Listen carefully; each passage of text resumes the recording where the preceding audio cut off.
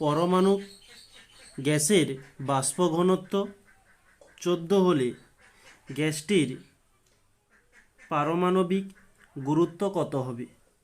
তো আমরা পারমাণবিক মানে বাষ্প ঘনত্বের একটা আমরা সূত্র জানি সবাই, যে এম সমান, আচ্ছা উপরে লিখে নেই, যে আমরা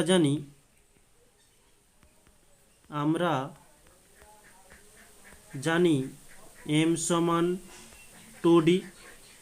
এখানে বাষ্প ঘনত্ব ডি সমান 14 বলে দিয়েছে, আর আণবিক গুরুত্ব চাইছে, সেটা আমরা একটু পরে বের করছি।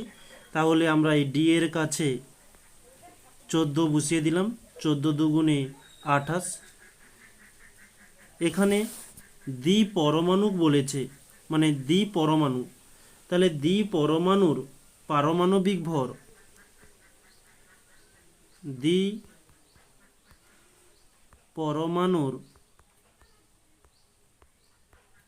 পারমাণবিক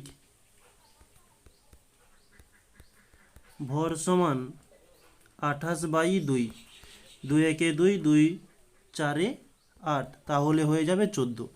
যদি এখানে ত্রিপরমাণু বলতো তাহলে আমরা এখানে 2 এর পরিবর্তে 3 দিয়ে ভাগ দিতাম। যেহেতু দ্বিপরমাণু বলেছে তাই আমরা 2 দিয়ে ভাগ দিয়েছি, তাহলে আমাদের অ্যান্সার চলে এলো 14। ওকে।